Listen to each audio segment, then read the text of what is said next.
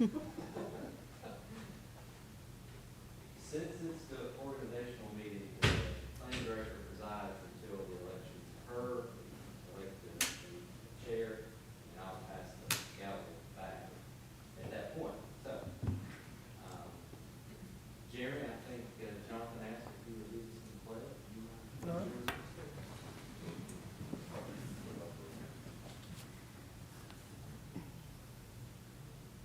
Allegiance to the flag of the United States of America and to the republic for which it stands, one nation, under God, indivisible, with liberty and justice for all.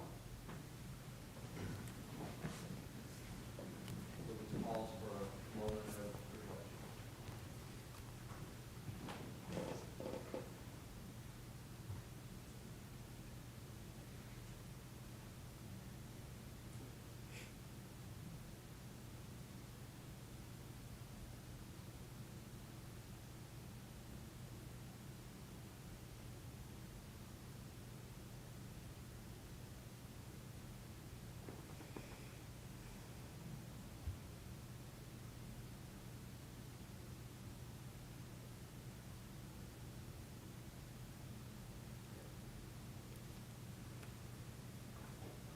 All right, so it looks like we now have a full house, so we'll not need to appoint any alternates. So we have all of our voting members here. Are there any additions or deletions to the agenda? Yes, sir. Accepted as presented. Motion to accept the agenda. Second. All in favor? Aye. Agenda. So, brings us to election of chair and vice chair. I will open up nominations for election of chair. Lee, Don, yes, sir. I would ask the voting members here to consider a unanimous vote to re-elect Jonathan Thomas as our chair for the planning board for this next year, if he'll accept it. Will you? Nominations for Jonathan. I'll accept. Okay. Any other nominations before we? Any other nominations for chair? Once, twice. Nominations are closed. So we'll take a vote, even though I think acclamation is probably you, but all in favor of Jonathan being chair, please raise your hand. Unanimous. And Jonathan, I will pass this gavel back to you. Congratulations. Thank you, sir. Yay. All right, now we move on to nominations for vice chair. And I'd like to take this opportunity to lead the group. I believe that Don Fisher has done an excellent job as vice chair, and I would like to nominate him, and hopefully he receives unanimous support for another year. Any other nominations? A second. All in favor? There you are, sir. Congratulations. Thank you. Got the band back together. Band's back together. Let's have fun. So first night at 7:04. Let's try to get this done in 30 minutes or less, right? All right. Never. So the next item, presentation of award. This is the second one that I've done as chair, and this is my favorite part of all of this, and just recognizing those who have contributed so much to this community with the planning board, and in the case of Russell and many other aspects. So we have a plaque today. This is with our greatest appreciation, we hereby present Russell Wing with this award in recognition of your years of commitment and dedicated service to the community through your efforts with the Union County Planning Board. Russell, you were the vice chair when I came on board, and you have provided a great example to myself, and I would imagine everyone else on this board. And with that, I'd like to present to you this award. Thank you, everybody. I appreciate it. I've enjoyed this. Sir.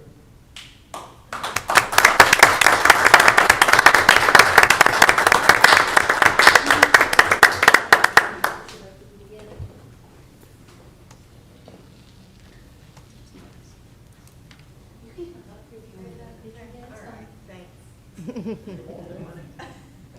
right, ready? One, two, three. Okay, go right ahead. Thank you.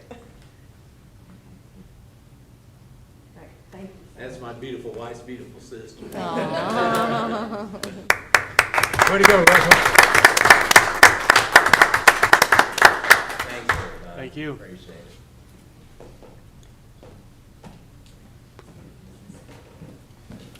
I know they don't want to sit around for the rest of the time, but in closing comments, oftentimes we say good, well, kind things about them behind their back. So at this time, I would like to give anyone the opportunity that would like to speak, the opportunity to thank Russell if you see fit. I'd just like to say that Russell was the vice chair when I came on the board. And Russell, you were always there. You sat on the end, I sat next to you. You were just right in there. I could ask you a question, you'd have the answer just like that. And I appreciate everything that you've done for us and all the guidance and leadership that you've given this board. And all. It's been a real pleasure. You will be missed. Thank you. I believe that you were vice chair. When I came on board, I came on right with Jonathan, and I sat next to you a couple times, and I was really impressed how you knew lots of ins and outs about Union County, and I was just getting started in this, and I don't nearly know as much as you, and I appreciate your help, especially in the early times. Thank you. Thank you. Thank you for your service. I'm not technically on the board. Russell, I remember when you came on to the board, and you hit the ground running. You digested the ordinance and all the plans, and whenever anybody was presenting a rezoning, you were quick to give your opinion, and you were a real asset to Union County. I really enjoyed working with you in the years that you served, so I appreciate it. Well, thank you, Russell. Thanks, everybody.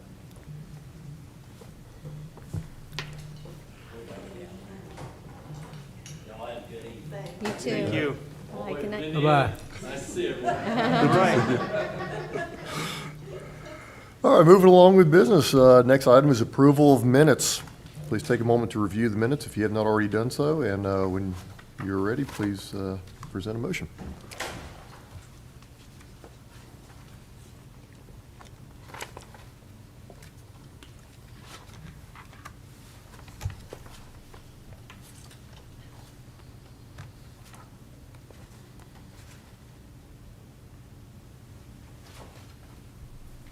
I reviewed them earlier today, and I'll make a motion that they be approved as written, and I'll wait for I'll other second people's it. review. All in favor? Motion carries.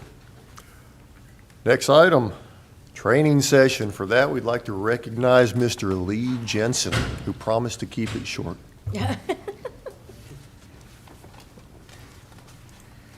So we talked about having some of these training sessions at various times when we didn't have any other business on the agenda.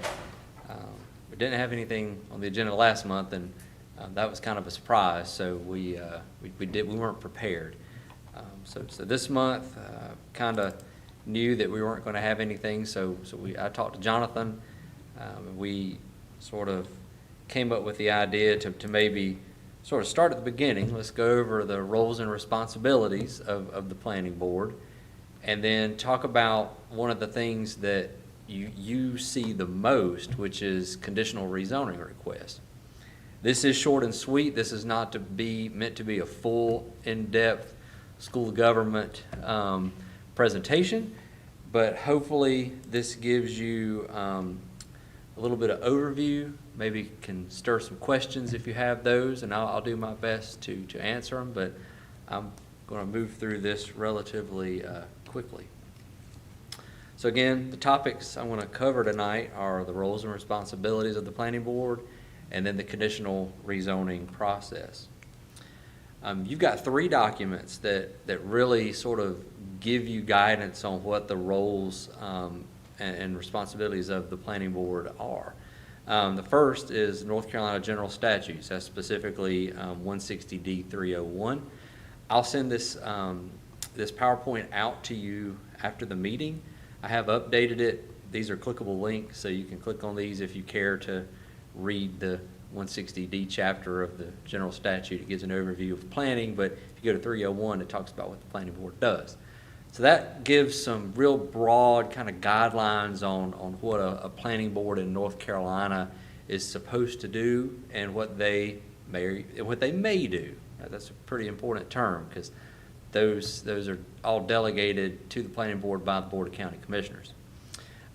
Second document is the Union County Development Ordinance. This is where we really sort of dig down into what the roles and responsibilities for the Union County Planning Board are. Again, general statutes lay out some high-level guidelines on what the board is supposed to do, what the legal responsibilities are, and some things that the board can do if they're assigned by the Board of County Commissioners.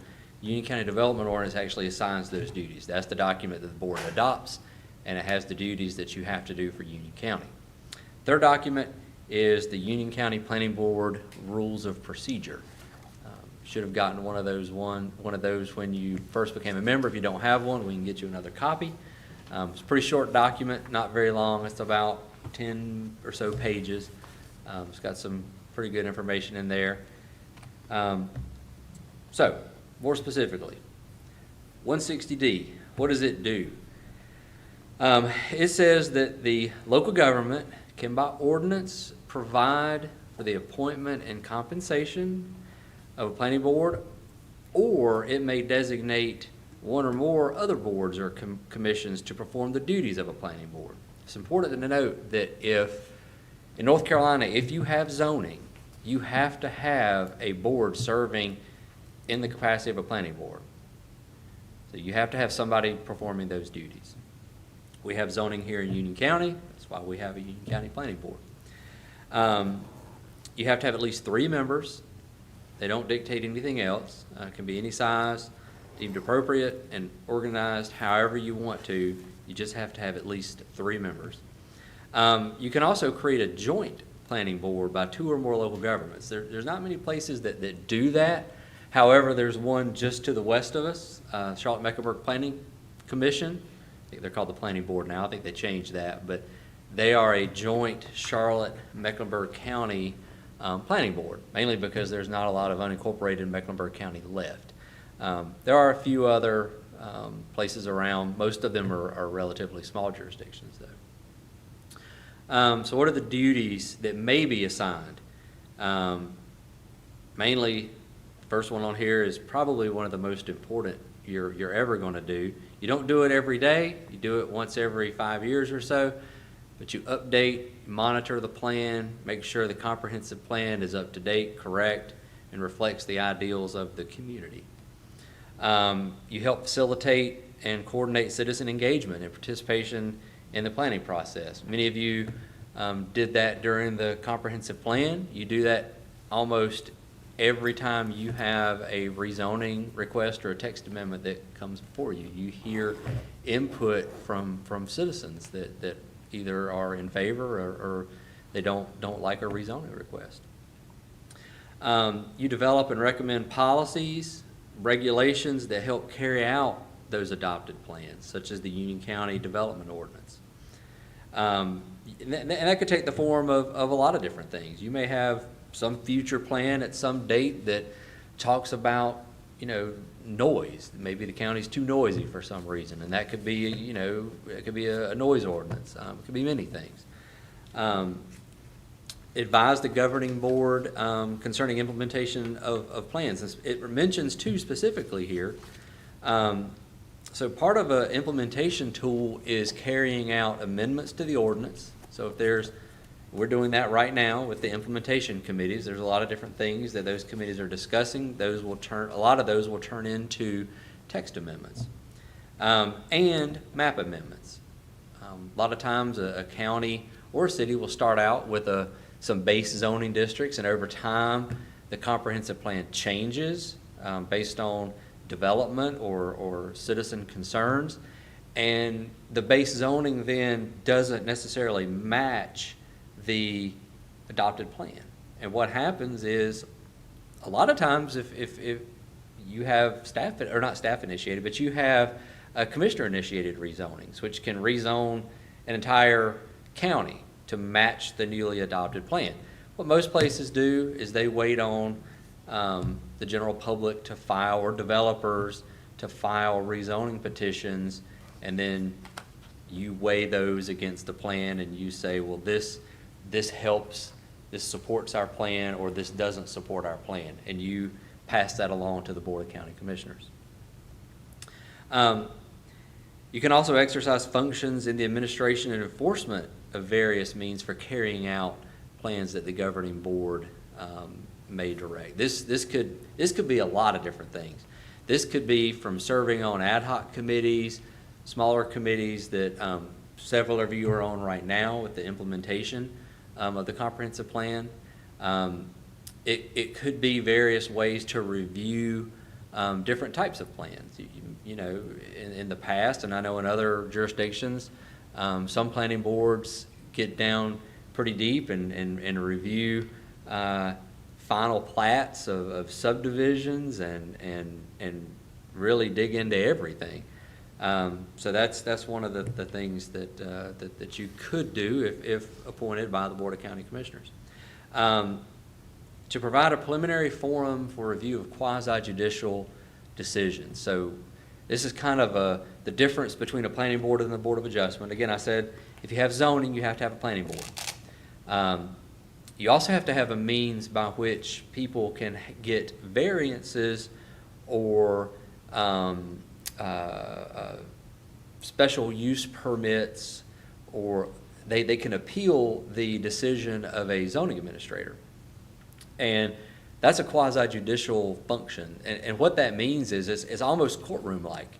If you've ever been to a Board of Adjustment meeting, or if you've ever sat on a Board of Adjustment, a lot of times you'll actually see attorneys presenting cases. Most of the time, though, you see citizens, but it's very formal. The chairman usually will label evidence. So if somebody presents an appraisal, for example, that's one of the things. You have some findings of fact that you have to meet. One of those is that you're not going to cause a negative harm on somebody else's property. And a lot of times that can be done by an impact study, a property impact study. And those are done by experts. Many times it's done by an appraiser. So chairman will get that. I'd like to label this as the petitioner's evidence number one, and it's set off to the side. So it's much like a courtroom. You can't take hearsay evidence. It's got to be factual, has to be expert testimony. In many places, many smaller places, the planning board can also serve as the Board of Adjustment. In Union County, we're big enough to where we have an individual Board of Adjustment and we have an individual planning board.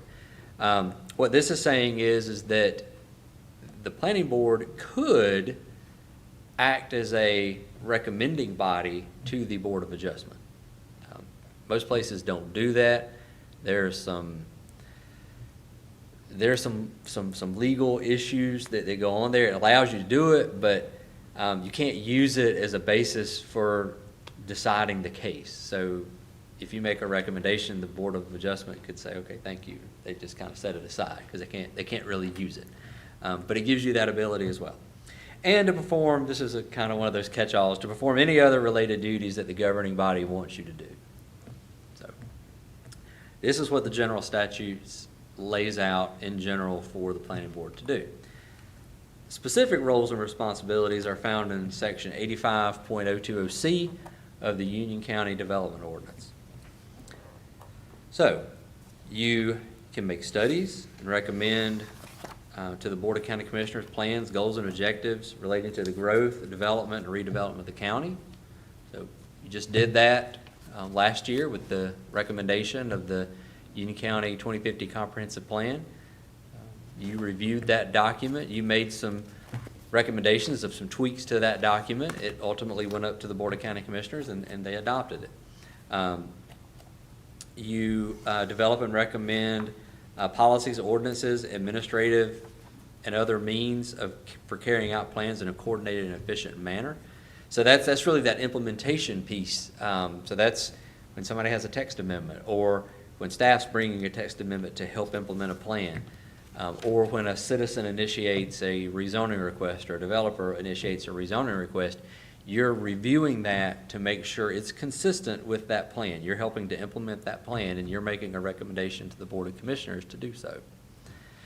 And adopt rules and regulations governing your procedures and operations. That's your rules of procedure that aren't inconsistent with the provisions of the ordinance. Those are the specific duties that have been assigned by the county commissioners in the Union County Development Ordinance. And I will say that these cover probably 99% of what planning boards do in North Carolina. Like I said, some smaller areas, some act as Board of Adjustment as well. I don't know that you'll want to take on that responsibility, but we have a separate Board of Adjustment. And some other planning boards do some other things like historic preservation. The City of Monroe has a historic preservation board separate, but planning board can also act in that role. So there's a lot of different things that you could be assigned in Union County. A lot of those we don't have. And then your rules of procedure. Those generally mirror their provisions in the UDO.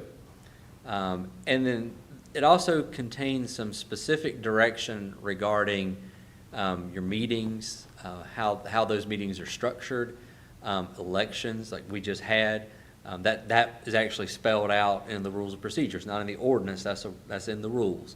How you make a motion, if you look in that document, it is very specific, and it's really based on Robert's Rules of Order on how you handle different motions, actions you take, and there's a lot of other fun reading material in those rules. So again, if you don't have a copy, please let me know, and we will make sure that you get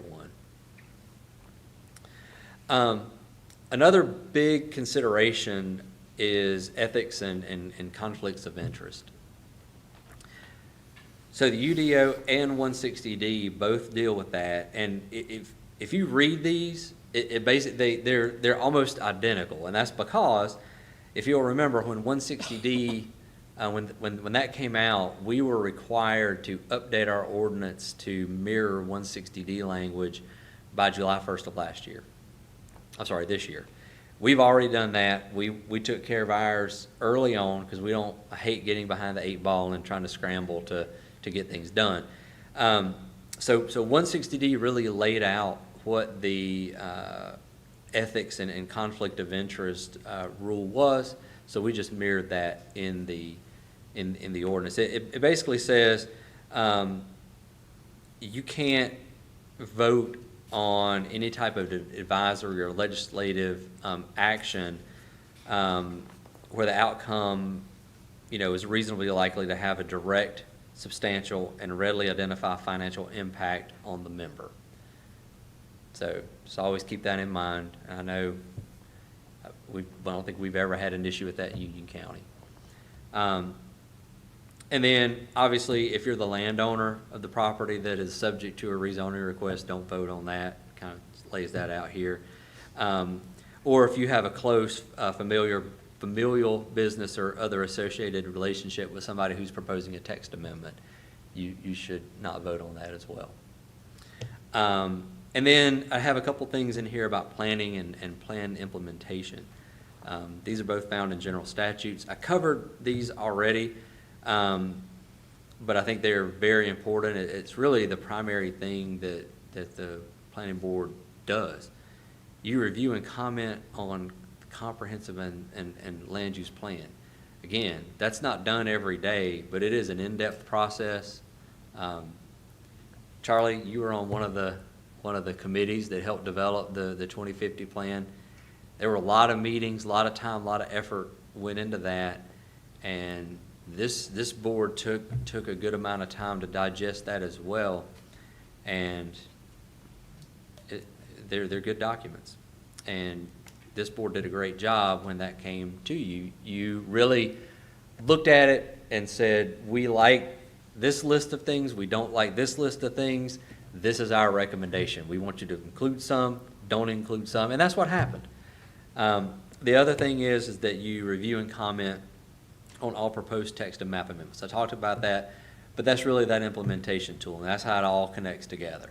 So you have your comprehensive plan that's updated about every 5 years.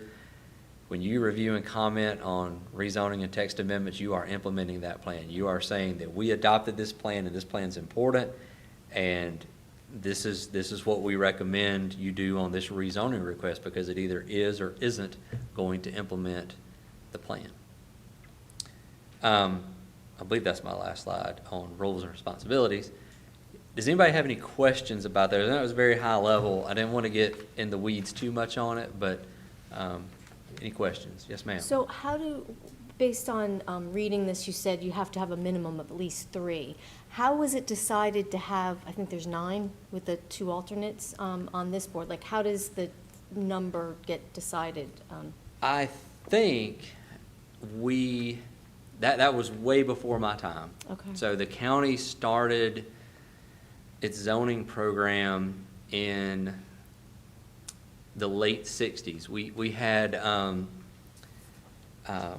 gosh, I'm lost the term. It was partial zoning. So, Okay. so the whole county wasn't zoned. I think it was 1968, I Okay. think. We had certain areas that were zoned. So we had the Highway 74 corridor. There were some rural areas that wanted zoning. So the county said, okay, we can do that. We also administered the zoning for all the towns back then. Okay. And I think the number of representatives on the planning board is a reflection of the number of townships that the county has. Because it used to be, I think, that each township had a representative. Okay, yeah, because that's what I was trying to get to is there an equation of like No. a percentage representation? Okay, because I didn't know if it could ebb and flow. I mean, is there a point where it goes down to 7? Does it go up to 11? I'm not sure what. That's all dictated by the Union County Development Ordinance. So it says how Okay. many members that we should Okay. have and Okay. how many alternates we should have. And Wouldn't any changes be at the discretion of the commissioners? Could be, yep. Yeah, they could decide we want less, we want more. That's a simple text amendment. Of course, that would come to you. Text amendments aren't really dictated in any kind of comprehensive planning process. So you would just look at it and say we like it or we don't. You would have to adopt a statement of reasonableness and plan consistency, so you have to come up with something. But no, I think, and a lot of places used to do that, but it became, over the years, hard to get members to serve from certain areas. There just wasn't interest. Okay. So, I think that rule kind of went away. That was gone when I started for the county. But I worked in a previous county, and that's what they did. And Okay. a lot of the early ordinances were really model ordinances that either the school of government or somebody put out, and you just filled in the blanks and you adopted it. And over the years, those have changed. Okay. I got a question. It Sure. seems to me that the UDO is constantly changing, not an updated process every 5 years like the comp plan. Is Yeah. that correct? Yeah, a lot of those changes. So really, couple primary, maybe 3 primary reasons I can think of why, and one kind of secondary reason. One is going to be, you have a new plan, so you want to make sure your ordinance language reflects what's in that plan. You remember the comp plan had some things in there about cluster allowances, and I'm drawing a blank right now, but there were about 3 or 4 items that were in there that were going to require text amendments. We're working through those now. Those will be coming in. I'm going to give you a little bit of update a little bit later on that, but that'll be coming to you next month, actually. So you'll see that. So that's one reason. Another reason is a lot of times as staff, when we're working with the ordinance, we'll see conflicts between certain sections, and that's never a good thing. So you want to clean that up. So a lot of times, you can read it and you get what the intent is, but there's just some language that's not, it doesn't work right, so you want to tweak that. And unfortunately, and I've seen this over the years, this ordinance was, it's a good ordinance, but when you change something here, you may every once in a while forget that there's a reference to that over here. So if you forget it, you got to go back and fix it. The 2001 ordinance, which had been changed over the years, which is what we were operating off of when the 2014 was adopted, that's why we threw that out, because it became a Frankenstein. It had been amended so many times, and there were so many missed references that when we started talking about the redoing it in 2014, we said throw it out. Let's start over. That old ordinance is just too tough to fix. There's some good things in it. There's some things that carried over into the 2014, but that's second. And sometimes, like I said, staff will find stuff that just, it doesn't necessarily work. And those are the ones that we bring to you and just sort of bounce around every once in a while. We'll say, what do you think about this? Third is a commissioner-initiated amendment. We don't get those too much, but every once in a while we'll get an amendment that the commissioners say, we want you to change that. And state, I should say elected body, state action, much like 160D. They updated that big section of the general statutes that carried down. That's where we derive the ability to have zoning. We derive it from the state. And anytime they update that statute and it changes something in ours, we have to then go and change it. Kind of that secondary one I was talking about is citizen-initiated text amendments. We don't get too many citizen-initiated text amendments, but we do. We just had one not too long ago about cell towers. So occasionally we'll get those. Any other questions about roles, responsibilities? So who comes up with the ordinances? Who creates an ordinance?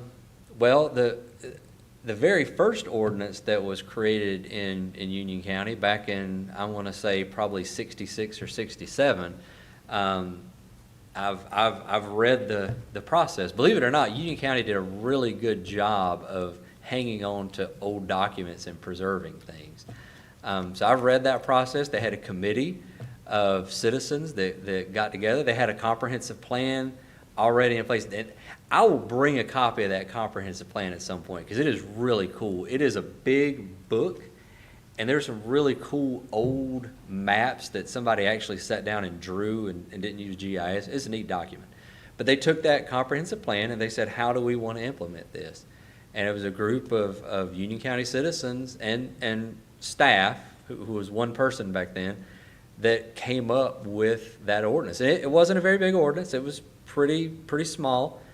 Separate zoning ordinance, separate subdivision ordinance. We've since combined them over the years, but that's how they came up with it. Now, they started with a template. It wasn't that they just, made this up off the top of their head. They started with a template, but then tweaked it to what they desired and what would help implement that plan.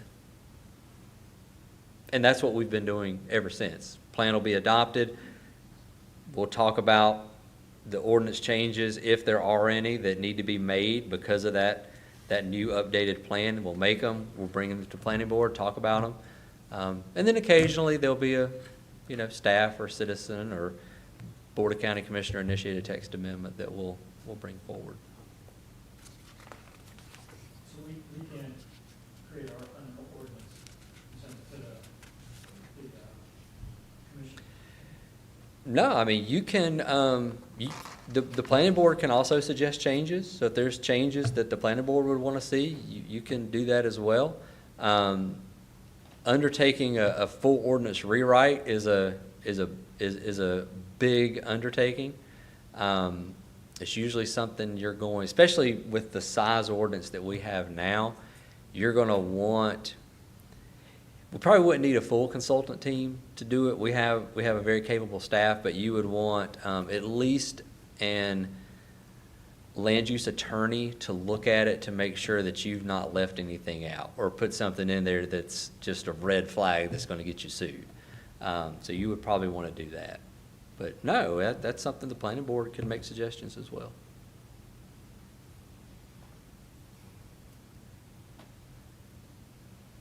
All right, any other questions? Okay. If you have anything else, don't, just stop me and I'll try to go back.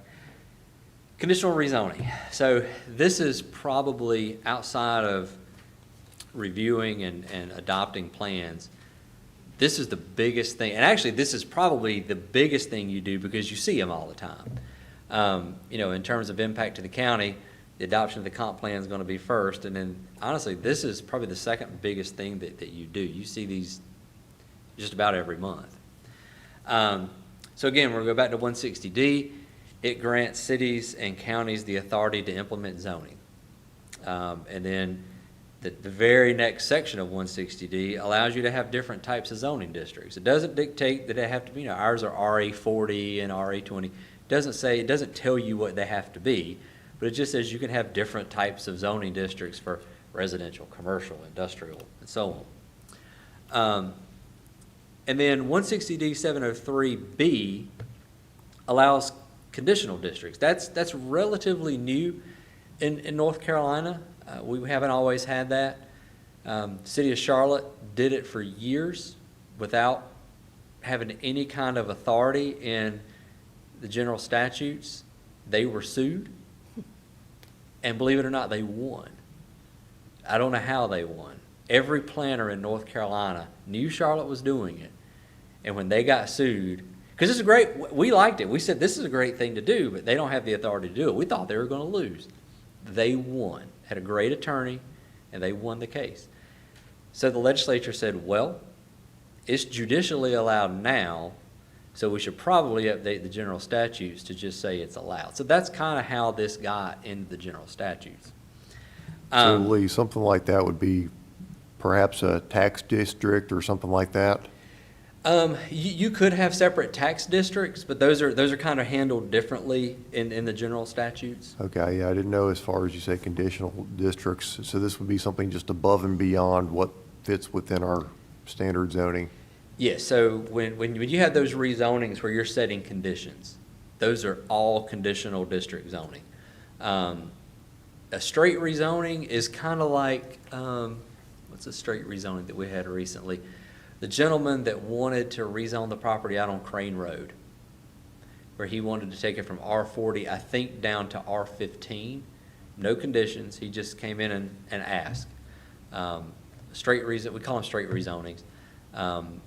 Those have no conditions. You can't dictate conditions. If that's how they file the application, they're just asking to go from this district to this district.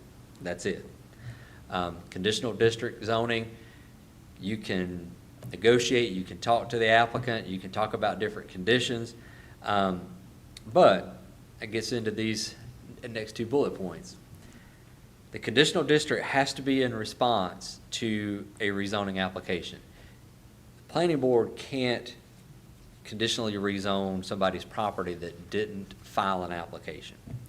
And conditions must be agreed to by both the county and the applicant. So there's negotiation that goes on, and that's at the board level, but I'm going to get into the planning board, what you can do in just a second. But those have to be agreed to by both parties. Now, what can happen is if the applicant says, well, I'm not agreeing to that condition, then you know what can happen. The board can say, well, okay, we're going to turn it down.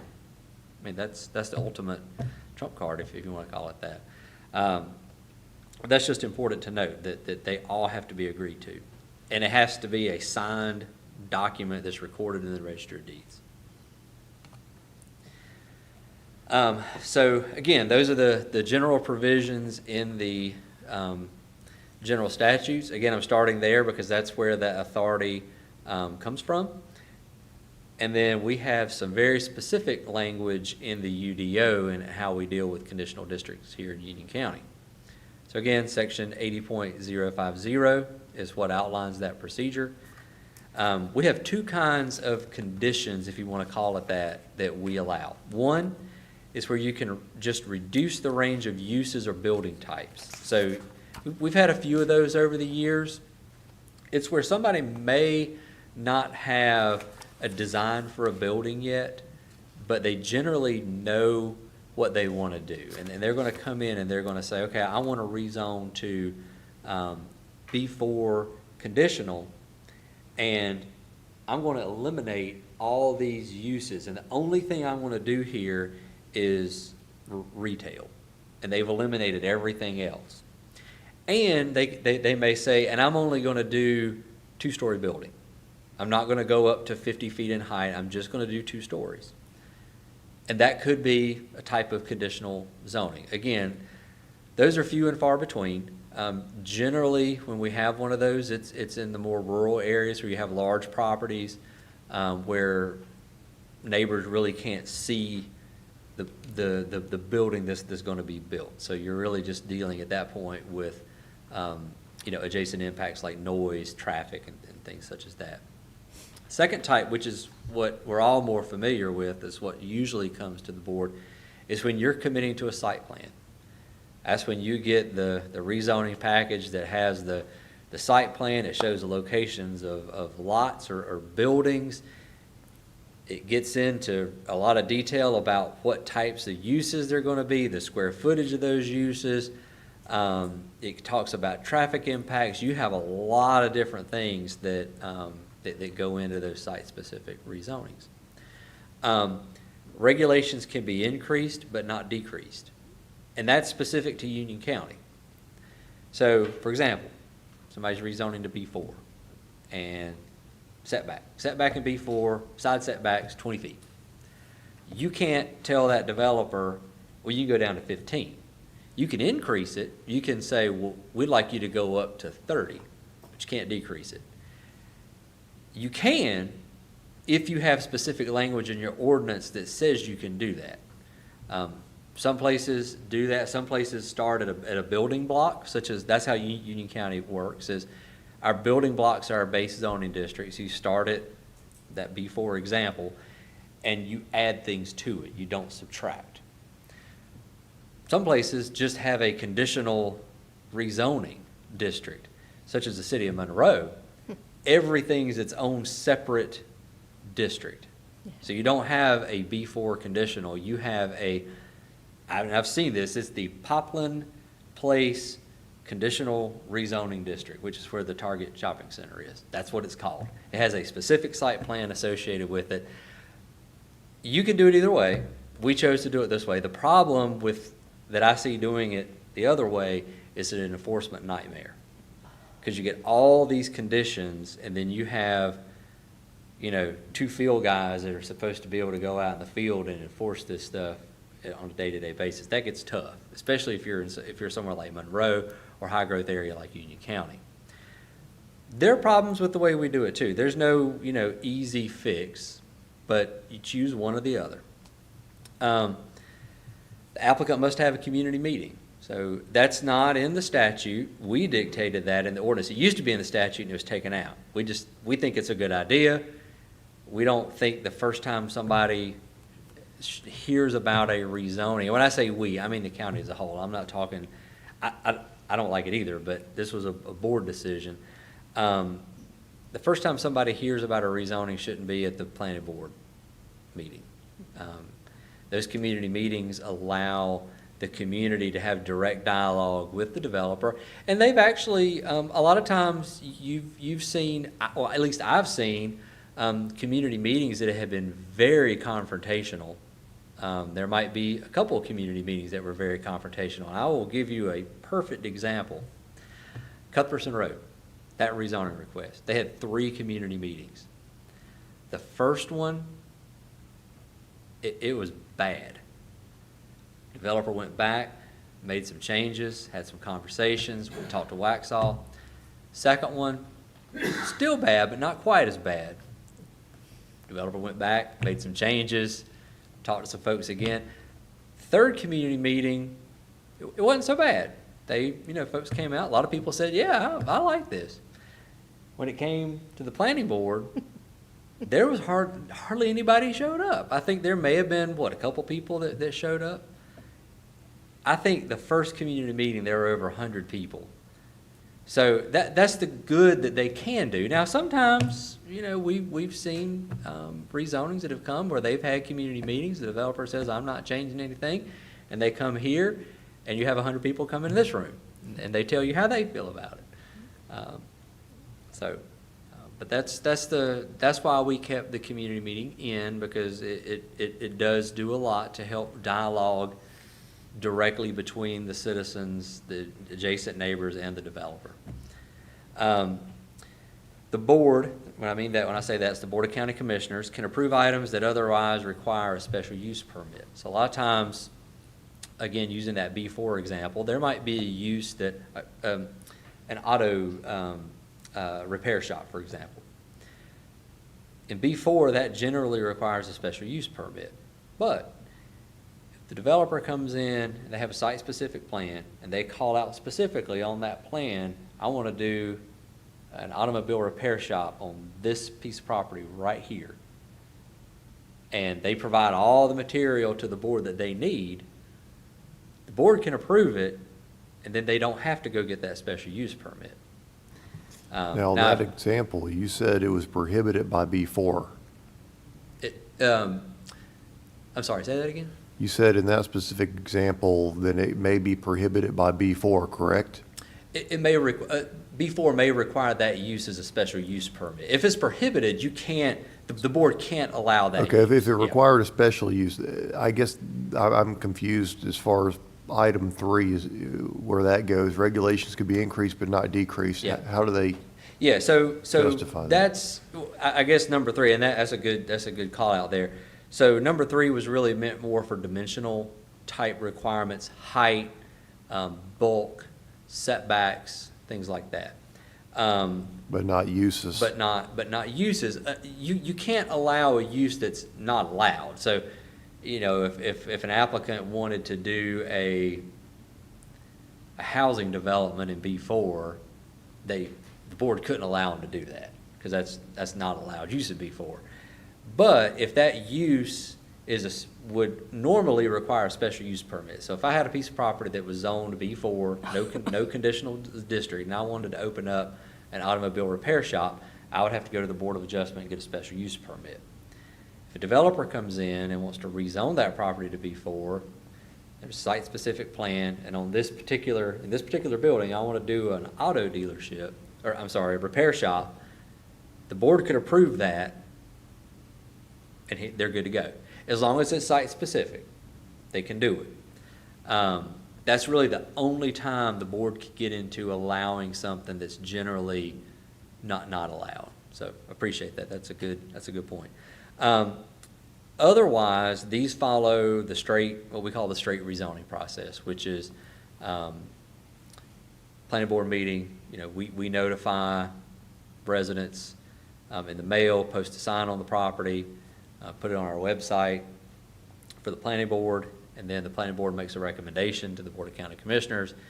We do the same notification process for the Board of County Commissioners. They hold a public hearing where they receive input. They also receive the planning board's comments and recommendations at that meeting, and then at a future meeting, we'll make a decision on that. So that's the conditional zoning process kind of laid out. It's a little detailed. Most of you on the board have had some experience dealing with these, and some of you who haven't, I'm sure you will. We've had maybe a couple month lull here in those, but that's most of the members. I think that gives you some time to catch your breath.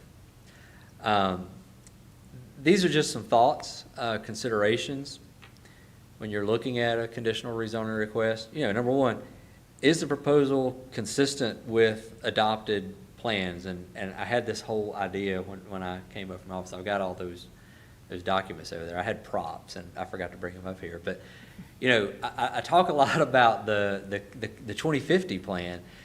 But a lot of times when you read the staff report, it's not always, but you'll see other plans referenced, because we've got literally that stack over there is different plans that the county has. That one on top there is the Carolina Thread Trail plan. And then we have specific small area plans or area plans, such as the Secret Shortcut Road small area plan. I don't know, several of you were on the board when that was approved. We have the Hemby Bridge small area plan. We have the Park and Rec master plan. So a lot of times with Cuthbertson Road rezoning, we use that plan to get a greenway through that piece of property. And then, we have the critical intersection analysis, which is not necessarily a plan, but it's a study. The Crestwind rezoning, because of that critical intersection analysis, they contributed funds for the construction of a roundabout. So we use those plans, and you see those plans, and, is that proposal consistent? What other factors are important to consider with the request? Some of these things are found in plans, but some of them are not. Stormwater, traffic, noise, buffers, schools, et cetera. A residential subdivision has impacts on all these things, and we deal with them all the time. You know as well as I do, when we have a residential rezoning, I'm gonna try to name them in order here. Traffic, schools, and stormwater are probably the three biggest things, the three biggest comments we hear.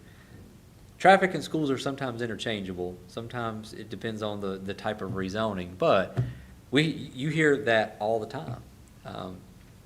So speaking of traffic, where does this intersect with the North Carolina Department of Transportation? How does that get, because I've spent a lot of time in the Monroe situation with just what we're talking about, and I've always heard that, well, that's the DOT, that's the North Carolina, and they never get back to anybody, and everybody's upset. And so where does that intersect when all of this is going on, when North Carolina is growing like exponentially everywhere?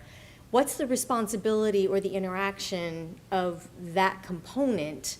So one, I'm educated, but two, does it get incorporated in any of this? it does. So when we get a rezoning request, we have some internal folks that we send it out to for review. I mean, we want to know what Public Works is going to say about this. Can they serve it?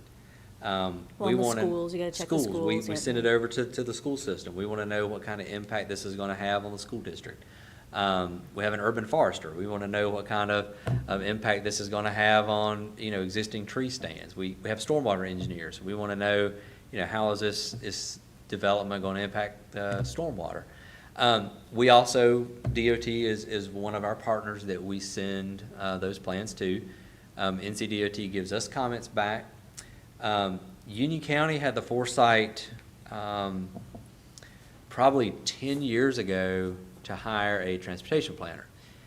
Many counties, most counties in North Carolina don't have a position like that. Okay. Now, you're not going to find a listing on our website anymore that says transportation planner.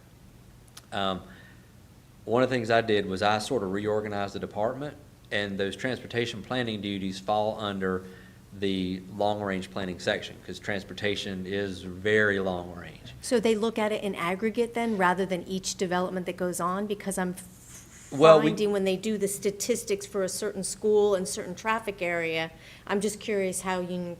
So we do it actually both ways. NCDOT, so you have all these different acronyms. You have NCDOT, you have CARPO, you have Rocky River RPO. And those are all different, mainly transportation planning organizations that look at things.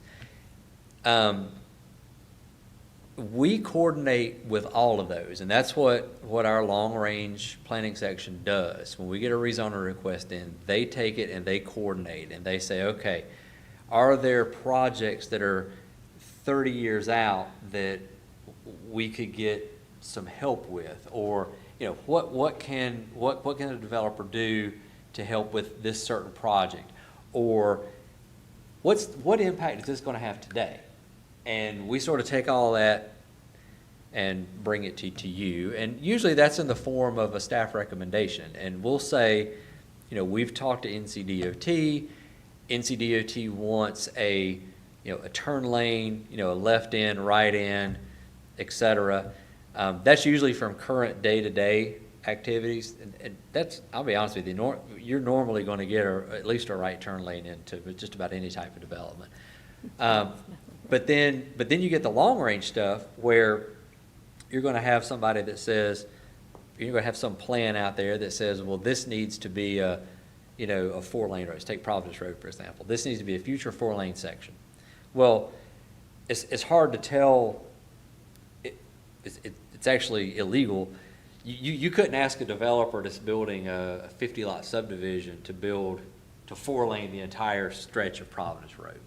I know, but in South Carolina, they're allowed to have impacts, in North Carolina, not. That is No, I get true. it. No, I That get is it. true. I mean, that's another ordinance, that's, yeah. But what anyway. you can do here is you can say, well, you're gonna give us the right of way. In exchange for building this development, give us the right of way for that road, on your property. And that's one thing. Again, we've had Yeah. developers contribute funds to future, roundabout projects or turn lane movements, not on-site but off-site, improvements. So yes, we sort of coordinate that in our department, and then we provide that information to you in the form of a staff report. Again, number 3, are there conditions that can help mitigate those impacts? So, and that's where those conditions generally come from. You're going to have somebody at the community meeting, or you're going to have somebody at the planning board meeting say, you know, I could live with this development if only they would do X. And I've seen this board do it, where you'll say, okay, well, okay, developer, can you do X? Okay, then we're good. And that's where those conditions come from. What if the applicant doesn't like, and when I say I'm talking about planning board here. What happens if the applicant doesn't like those conditions? Well, what you're doing is you're making a recommendation. You're not making a final decision. So you could say, well, Board of Commissioners, we've reviewed this rezoning request, and we feel that if the developer would do condition 1, 2, 3, and 4, is consistent with the plan. But if they don't, it's not. You could say that. And then the board could take that and they could ask the developer, look, we've gotten our recommendation from the planning board. We really want you to do these 4 conditions. And if you're only going to do 3, then we're probably going to turn it down. And that's kind of how that process could work. What happens after you make your recommendation? Well, it goes to the Board of County Commissioners, and they make a decision on it. Sometimes that decision is, I would say usually that decision is based on your recommendation. There's been a few times that it was opposite, but that's okay. And again, this kind of goes in, number 5, but is the Board of County Commissioners bound by your recommendation? And they are not. They are the final decision maker. They don't have to take the recommendation. But I can tell you that each one of them that I've talked to values that opinion, and they want to know what it is. That's the conditional rezoning process. Again, very high level. Many of you have already dealt with this. Many of you, if you haven't, you will, I guarantee it. Are there any questions about conditional rezoning? That's it, I believe. That'll bring us to our next item, which would be planning staff report.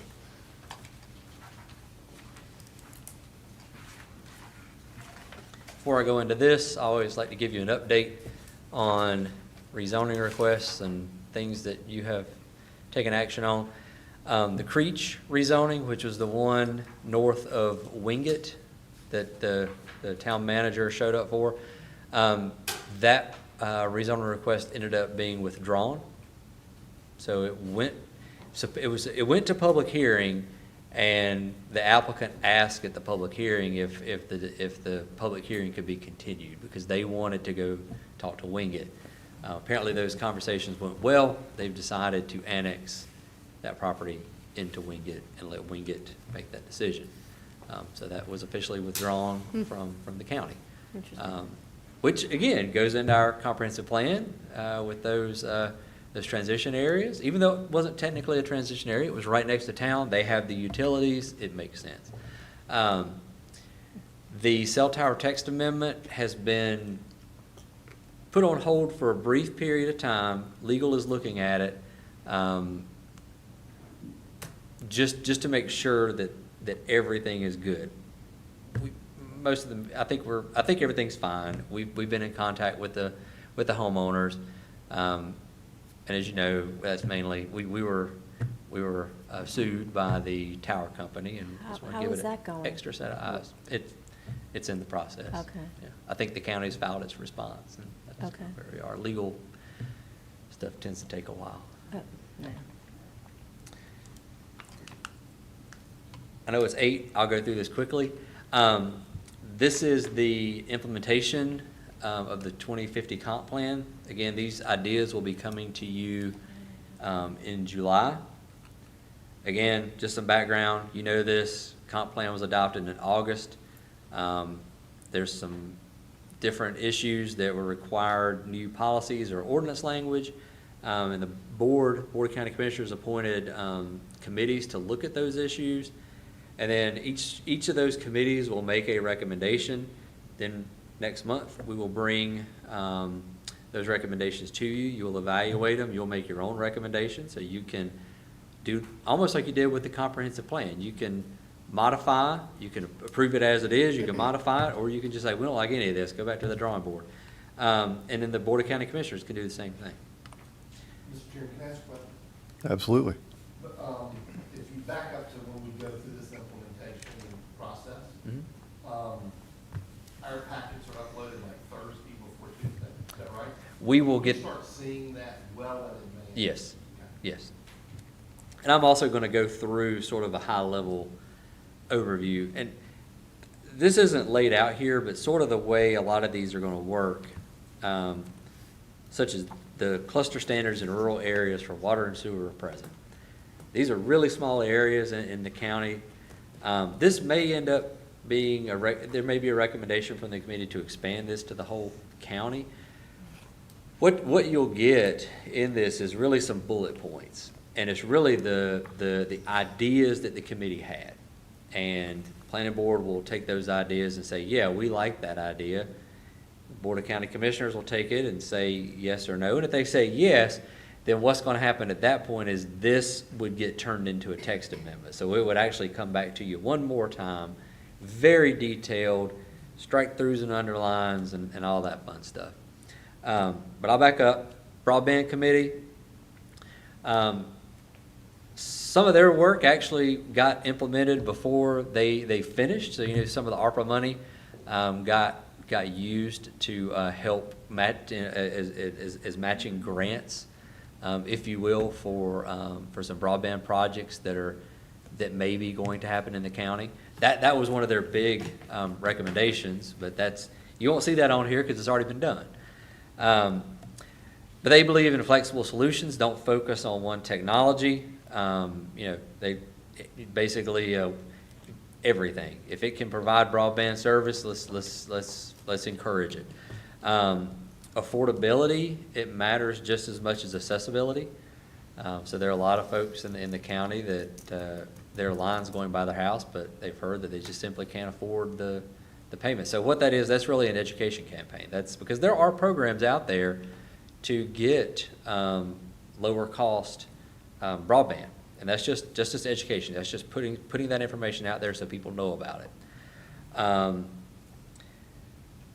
They believe that they've made a recommendation that they be made a permanent advisory committee, much like you have a lot of other advisory committees. This is an advisory committee to the board, that the Broadband Committee be made advisory to make specific recommendations on broadband infrastructure. And the idea to develop an internet plan for Union County, which will help guide investments, accessibility, affordability, and other types of activities.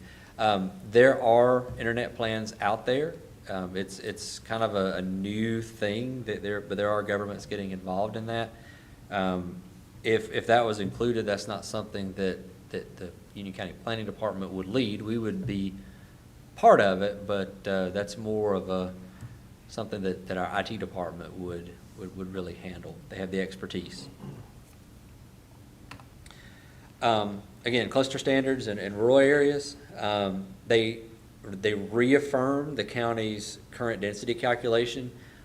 You dealt with this several months ago where we talked about the net versus gross, and we ended up taking out floodplain and buffer areas and street right-of-way in your density calculation for a new development. So they reaffirmed that. They said they thought that was a great idea. They wanted to prioritize natural features in the preserved areas. And these are in order: contiguous streams, forested areas, wetlands, views from the road, and then agricultural lands, in that order. They want to have open space protection. They recommended expanding the existing cluster provisions to incentivize having a range between 40 and 60% open space. And they've recommended a sliding scale density bonus. So if you can get up to 60%, you may be able to develop at maybe a 25% density bonus. Again, these are recommendations from these committees, but that's what they recommended. And to be honest with you, I don't recall how that sliding scale worked exactly, but if you gave 50%, it wouldn't be 25, you might get a 15% density bonus, so it would go down. Active recreation areas like pools, tennis courts, stuff like paved walking paths, pickleball courts, stuff like that, they would not be allowed on land designated as open space. The idea here was to preserve rural forested lands. So passive recreation, however, would be allowed. So natural surface trails, things like that. And then they recommended that we monitor this, revisit it every 5 years or so to determine if it's being effective and if it's achieving the goals that the board and the committee wanted. Litter Task Force, they've recommended funding a new position within Union County to coordinate litter reduction initiatives, apply for a Keep America Beautiful designation, and that position would help with that. Sustain and expand hazardous material disposal program. Right now it's done about once a year, I think, and it used to be over in the parking lot next door where you could come once a year and bring in old TVs and paint and all kinds of stuff. They said, it should be available year-round because people aren't going to keep that stuff in their garage. If they've got it, they're going to bring it over here. Otherwise, they're going to throw it in the trash can. Again, establish a permanent committee, Litter Task Force, with appointments made by the board. That committee would oversee the Keep America Beautiful program and advocate for a state. This actually came from, on the committee, we have a former executive with a bottling company that was able to give us a little bit of insight into how that operated. And they said bottle deposits actually have a really good, it gets bottles off the street, so to speak, and out of the trash, and because people want to get that money back. And I remember doing that as a kid. I don't know if that was a state law or just something that my grandfather wanted to do, right? But that's something that they believe the county and other counties and cities should advocate for as part of the legislative agenda. Open space in rural areas. So this is a little bit different. So the rural areas that we're talking about before had water and sewer, so very limited. These are rural areas. These are large areas in the county. They're identified on the comp plan. They're big green areas. And the idea here was that RA 40 doesn't really do a whole lot to preserve the ruralness of Union County. So how can that be fixed short of just rezoning all those properties to R80 or 200 or something like that, which is probably never going to happen. So they wanted, again, to protect specific things, forests, stream buffers, then wetlands, and protect open space. So they said preserve a minimum of 31%. That's just because we had scales where we said 10 to 19, 20 to 29. So that's why that says 31. So if you have 10 lots or more, protect about 30% as open space. No clustering. So if it's RA 40, 40,000 square foot lot, you got to have 30% open space. Minimize, so that's going to reduce your overall density is how that's going to work. Minimize clear cutting. They want developers to come in and work with our stormwater and urban forestry staff up front instead of just preserving a little buffer around the development site. Do a little bit more. Find out where the good soils are, where the good stands of trees are. Let's preserve those. And then they suggested the development of a rural land use plan. Those exist. They're out there. We don't fully have some of the expertise in-house to do it.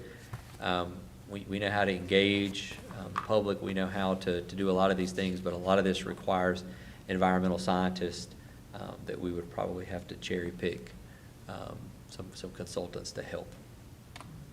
School siting, some things being considered there, requiring more than one driveway to a school, requiring access from more than one road.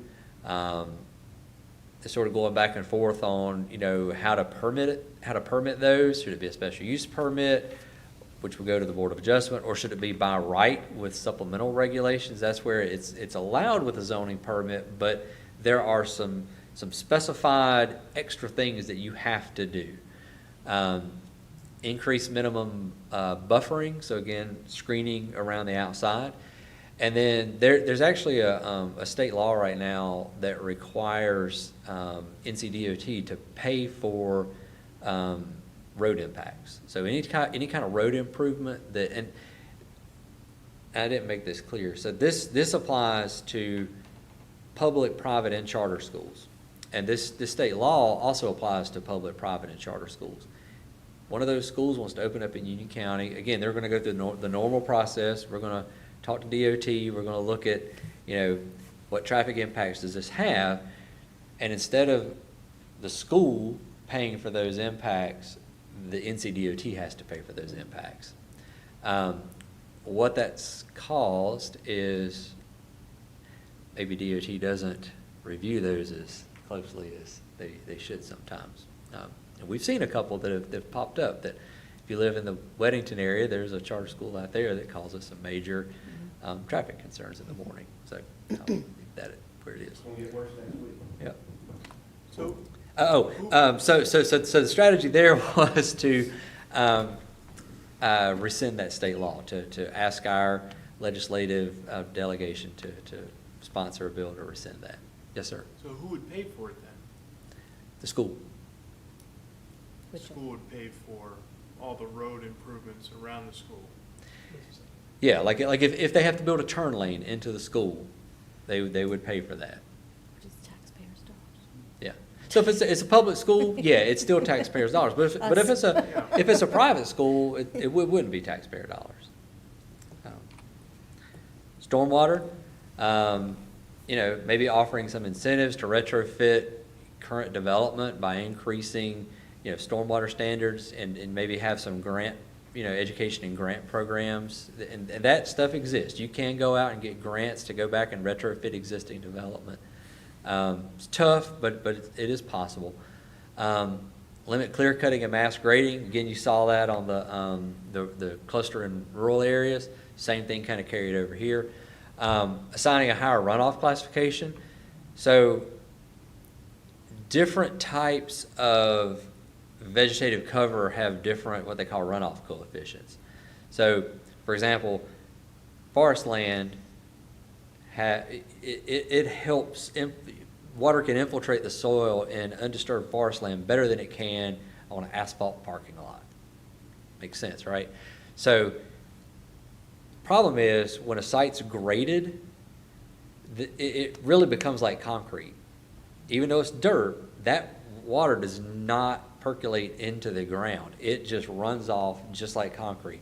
And how you do that is you adopt some type of stormwater manual that sets that stuff out, and it says, if you're doing this, this is your runoff coefficient. If you do this, this is what it is. That makes it clear. And we get down to another bullet, adopt the current version of the Charlotte Stormwater Design Manual. That's honestly what most jurisdictions around here do. If you've got a design manual, it is likely based on the city of Charlotte. Everyone in Union County that has a stormwater manual, that's where it started. Because honestly, Charlotte did actually do a good job writing that manual. Charlotte's dense. A lot of people don't like the density, but the stormwater manual is very good, and those runoff coefficients actually do make sense. And then requiring an enhanced stormwater mitigation when we know that this is a problem flooding area. That would require some identification, because you have to have a map that shows to point to say, well, you're developing here, this has been adopted, we know there's problems, So you got to do some enhanced mitigation. Next steps, again, finalize the recommendations and report. Hopefully on July 15th, we will bring it to you, present it, and then August or later, depending on, if you want to take action that night or think about it, we're going to present it to the Board of County Commissioners. Any questions on those? And we'll have a lot more detailed discussion hopefully in July, because that's where we're going to dig in and get your feedback. Very good. Thank you, Lee. Oh, Is July 15th a special meeting date? Did I put that date in there? I may have, because yeah. honestly, I'm also covering Board of Adjustment in July, so I may have had a couple different dates going on in my head. Yeah, I think maybe it meant the 12th. Yeah. Oh, Are we, I think that meant the 5th, Okay, because that is our normal meeting date. it is, I but the think 4th, isn't that where the Board of County Commissioners? they canceled that meeting. Okay, so we're Do still we- good for the 5th. We're good on the 5th. All right. do we need to talk about rescheduling that? I know several of the board members may be looking at vacation. All right, so I'm confused. So our meeting's July 12th? The 5th right now is what Do I'm we have, showing. that's right, when we did the meeting schedule, we went ahead and moved it, didn't we? That's right. It is Because the you said 12th? the Board of Commissioners is July 5th. Okay, I got the wrong thing. So, When we adopted the planning board meeting schedule, normally it's that first Tuesday, but Right. Amy's right. When we adopted the board's meeting schedule, we went ahead and set that date as the 12th, knowing that we would probably get into a discussion about moving it. Okay, Well, so you guys are on it's the 15th now? The 12th. okay. So honestly, that was probably a fat finger issue when I Okay. put the 15th. I'll make sure I change that Well, next just month. on the 12th. It's the 12th, yes. Yeah. 12th, okay. All right, Mr. Jensen, as always, we appreciate it. I did not hit my 45-minute Now you owe us pizza. deadline. Oh, you pizza. All right, so with that, we move to brief comments. We'll start with you, Mrs. Duda. As always, it's always good, great conversation. I thank you, Lee, for this. This is, for me, for a newbie, very helpful to just kind of rehash some things, clarify some things in my mind. We don't always get an opportunity to talk, so thank you for that. And thank you for people putting up with all my questions. Thank you. Mr. McAteer. Thank you for your time. All right, Mr. McNally. I have nothing, but thank you for this, I appreciate it. Mr. Griffin. I'm fine, thank you, Lee, Mr. Harrison. as usual. Thank you. Mr. Berry. We're good, thank you very much. Vice Chair Fisher. Lee, good job. Thank you. All right, and my last comments, I'm truly humbled to be your chairman for another year. I'll do my best to live up to your expectations. And I also wanted to thank Vice Chairman Fisher for working through the pain with his knee and showing up here tonight. Yes, thank you. And thank you, Lee. With that, call the meeting adjourned. It's 8:19. Good night.